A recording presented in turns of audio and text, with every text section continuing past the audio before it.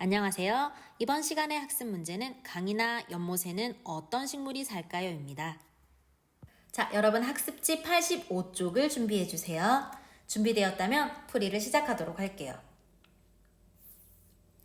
1번과 2번 문제는 주어진 식물의 사진을 보고 답하는 문제입니다. 부들, 검정말, 개구리밥, 마름의 사진을 보고 문제에 답해 보도록 합시다. 1번, 위 식물들을 주어진 기준에 따라 분류하여 이름을 써 넣으시오. 자, 분류 기준이 뭐죠? 잎이 물 위에 있는가? 자, 사진을 한번 잘 살펴봅시다. 부들, 개구리밥, 마름의 잎은 물 위에서 볼 수 있어요. 부들은 물 위로 잎이 올라와 있고 개구리밥과 마름의 잎은 물 표면에 떠 있네요. 자, 그럼 잎이 어쨌든 물 위에 있는 것들은 부들과 개구리밥, 마름이 되겠습니다.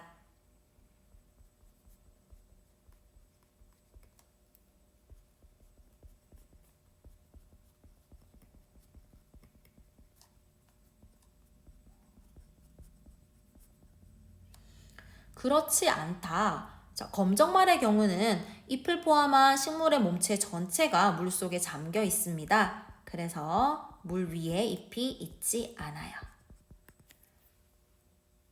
1번 문제 이렇게 분류해 보았습니다. 그럼 다음 문제로 가볼까요? 2번, 다음 설명에 해당하는 식물을 찾아 이름을 쓰시오. 자, 첫 번째, 잎이 마름모 모양이고 물 위에 떠 있다. 물 위에 잎이 떠 있는 것은 두 가지가 있는데요. 바로 개구리밥과 마름이죠. 개구리밥의 잎은 둥글둥글한 모양인데 마름의 잎은 마름모를 닮았습니다. 자, 그래서 마름이라는 이름을 갖게 되었는데요. 자, 마름모와 닮았죠? 뿌리는 물속의 땅에 있다. 역시 마름에 대한 설명입니다. 개구리밥의 뿌리는 물 표면에 있는 잎 아래에 떠 있어요. 땅속에 있지 않습니다. 그래서 이 문제의 정답은 마름이 되겠습니다.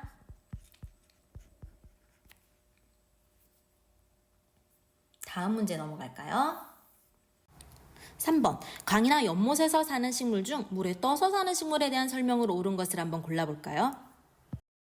여러분, 물놀이를 갔을 때 한번 생각해 보세요. 물에 뜨려면 어떤 도구를 사용하죠? 맞아요. 튜브나 구명조끼를 사용하잖아요. 아마 물에 떠서 사는 식물들에게도 그것과 비슷한 기관이 필요할 것 같습니다. 1번부터 살펴볼게요. 뿌리가 없다. 자, 뿌리가 없이는 식물이 살아가기가 힘듭니다. 물에 떠서 살더라도 뿌리는 있어요. 2번, 줄기가 아주 길고 튼튼한 편이다.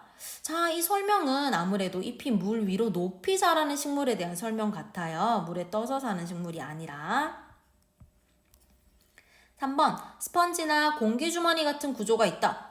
처음에 얘기했던 것처럼 물 위에 뜨려면 튜브나 구명조끼가 필요한 것처럼 스펀지나 공기주머니 같은 구조가 있으면 확실히 물에 떠서 살기에 적합할 것 같습니다. 4번, 좁고 가늘고 긴 모양으로 물살에 따라 휘어진다? 자, 물살에 따라 휘어지려면 아마 물속에 살고 있어야 할 것 같은데요. 이것 역시 물에 떠서 사는 식물과는 조금 관계가 없네요. 자, 그래서 답은 3번입니다. 물에 떠서 사는 식물들에게는 튜브나 구명조끼처럼 스펀지, 공기주머니 같은 구조가 있습니다. 4번, 강이나 연못에서 사는 식물 중 물속에 잠겨서 사는 식물. 자, 물속에 잠겨서 사는 식물에 대한 설명으로 옳지 않은 것을 한번 찾아보도록 합시다. 1번, 뿌리는 땅 속에 있다. 그렇죠. 물에 잠겨 살려면 뿌리가 물속에 있는 땅에 잘 박혀 있어야 합니다. 옳은 설명이고요. 2번, 잎이 좁고 가늘다.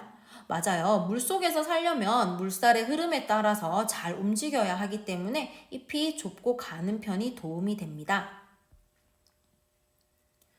2번과 3번은 반대되는 설명이에요. 잎이 넓고 두꺼워서 부러지기 쉽다. 자, 부러지기 쉬운 잎이 물속에서 살아간다면은 그렇죠. 오래 버티기가 힘들겠죠. 그래서 이것은 잘못된 설명이고요. 4번, 줄기가 물의 흐름에 따라 잘 휘어진다. 그래야만 물살의 흐름에 따라 휘어지면서 물속에서 잘 살아갈 수가 있을 거예요. 자, 4번도 옳은 설명입니다.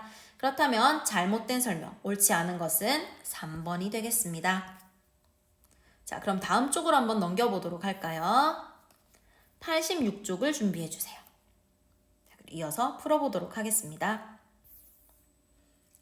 5번. 다음 중 잎이 물 위로 높이 자라는 식물의 특징으로 옳은 것은 어느 것입니까? 자, 하나씩 살펴볼까요? 1번. 키가 크다. 그렇죠. 아무래도 키가 커야만 잎이 물 위로 높이 자랄 수가 있을 거예요. 자, 옳은 설명이고요. 2번. 뿌리가 없다. 자, 뿌리가 물속 땅에 깊이 박혀 있는 상태에서 잎이 물 위로 높이 자라게 됩니다. 자, 뿌리가 없다는 잘못된 설명입니다. 3번. 줄기가 가늘고 잘 휘어진다. 이건 아까 물속에 사는 식물에 대한 설명이었는데요. 잎이 물 위까지 높이 자라려면 줄기가 튼튼해야 합니다. 자, 잘못된 설명이고요. 4번. 스펀지와 비슷한 구조로 되어 있다. 자, 이건 누구에 대한 설명이었죠? 그래요. 물 위에 떠서 사는 식물에 대한 설명이었어요. 역시 잘못된 설명입니다. 그래서 답은 1번. 1번이 옳은 설명이 되겠습니다. 자, 다음으로 넘어갈게요. 마지막 두 문제가 나왔어요. 이 실험을 보고 답하는 문제인데요. 불의 옥잠의 입자루를 자른 다음에 물에 담긴 수저에 넣고 손으로 꾹 눌러보는 실험입니다. 물음에 답하시오. 자, 이때 불의 옥잠을 꾹 누르게 되면 뽀글뽀글하고 공기방울이 위로 올라오게 됩니다. 자, 그래서 6번 문제의 답을 한번 써보면 물속에서 자른 불의 옥잠의 입자루를 누르면 공기방울이 위로 올라옵니다 라고 할 수 있습니다. 혹시 한자어인 기포라고 쓰셨다고 해도 맞습니다. 둘이 같은 표현이에요. 자, 그렇다면 불의 옥잠의 입자루에는 공기가 가득 들어있다는 얘기네요. 7번에도 한번 답해보도록 할까요?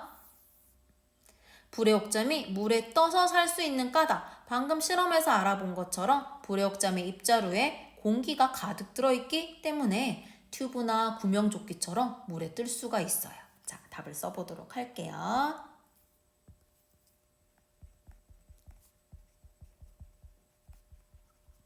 입자루에 있는 공기 주머니의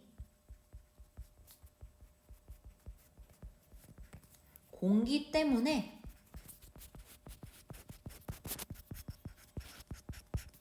물에 떠서 살 수 있다.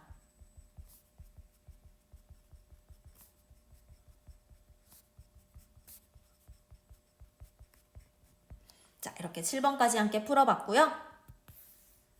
스스로 점검하기에서 새로 알게 된 내용과 더 알고 싶은 내용을 한번 써보도록 하겠습니다.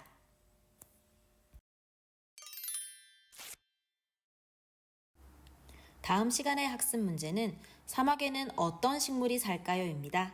그럼 여러분 다음에 만나요.